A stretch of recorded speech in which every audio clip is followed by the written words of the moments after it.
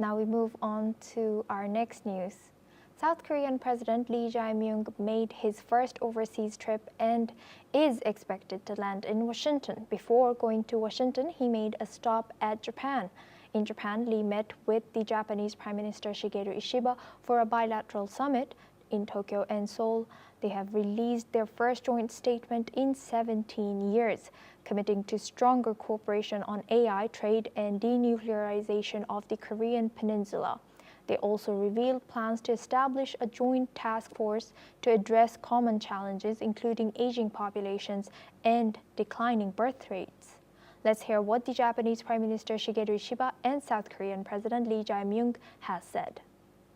安全保障、経済安全保障分野については、現下の戦略環境の下、両国間の戦略的な意思疎通を強化していくことで一致をいたしました。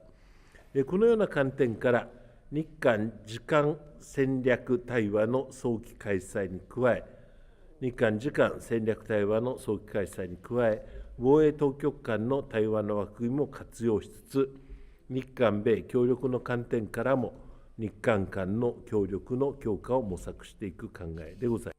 급변하는 국제 정세 속에서 흔들림 없는 한일, 한미일 협력이 무엇보다 중요하다는 점에 인식을 같이 하며 한일 관계 발전이 한미일 협력 강화로 이어지는 선순환을 만들어 가기로 하였습니다. 한반도의 완전한 비핵화와 항구적 평화 구축 의지를 재확인하고 대북 정책에서 긴밀한 공조를 지속하기로 하였습니다. Now for this discussion, we're joined by Dr. Satoru Nagao. He's a fellow at Hudson Institute, joins us live from Tokyo. Thank you, Doctor, for joining us again. Good to see you. Doctor, can you tell us briefly about why it took them 17 years to release a joint statement between Korea and Japan, South Korea and Japan, and also how significant is this? This was important, especially under the Prime Minister Shinzo Abe, which tried to make Japan more presence in the world stage. In this case, the problem is, for a long time, Japan's policy, foreign policy is try to be low profile. So Prime Minister Shinzo Abe need to change this drastically. But view from the South Korea, view from the China, if Japan try to show the strong presence in the world stage, this is dangerous, and this is one kind of prohibited topic. So that's why they strongly resisted. For example, the Prime Minister Shinzo Abe visited Yasukuni Shrine, tried to respect the sacrifice for their country. This is very important part for the strong Japan. But when the Prime Minister Shinzo Abe addressed in the Indian Parliament, he said that strong Japan is India's interest and strong India is Japan's interest, something like that he said. So this is his policy. But South Korea tried to prevent this such kind of situation because South Korea afraid Japan's rise. But 70 years later, just now, both Japan and South Korea start to realize rise of China is more serious threat, and North Korea and Russia cooperate with China is a matter of concern, and Japan and South Korea both face a bigger threat. So under such kind of situation, they should cooperate each other. Japan is not the main threat for South Korea. The China, the North Korea, the Russia, this collaboration, if we include Iran, this is clink, we say.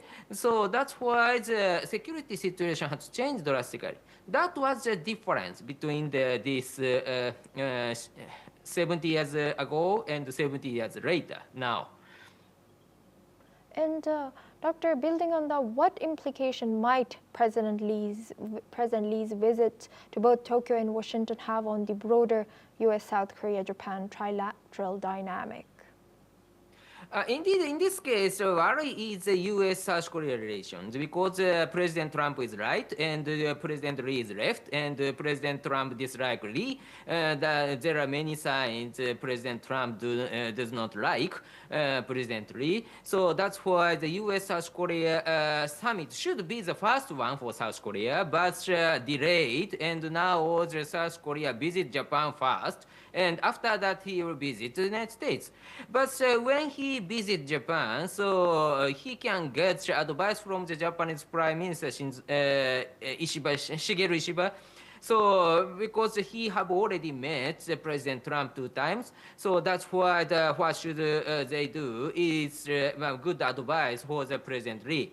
But South Korea and the United States, there are some issues. Tariff negotiation has already finished, but at the same time, the United States demands both Japan and South Korea to raise the defense budget. And in this case, the NATO standard is the base for the request, demand, because currently the South Korea's defense budget is 2.3% of the GDP, but the United States demand is 5% of the GDP is standard. This is NATO standard. So this means that South Korea need to increase the defense budget nearly double.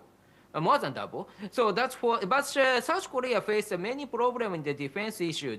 For example, the aging society, the declining number of the younger people. So even if the conscription system, the number of the soldiers has declined in the 5 years ago, this is nearly the 560,000 troops that they have, but now 450,000.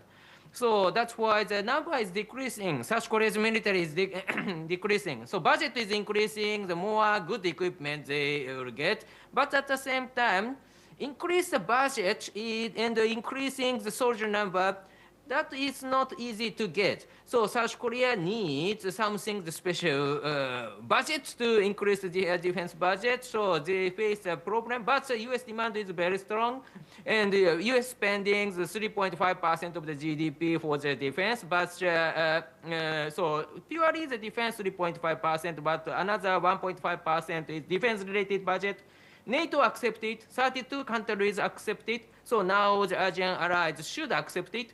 That is my current situation. And China is used more, of course, that's why this is understandable. But at the same time, how to find the budget is a very tough situation for the South Korea.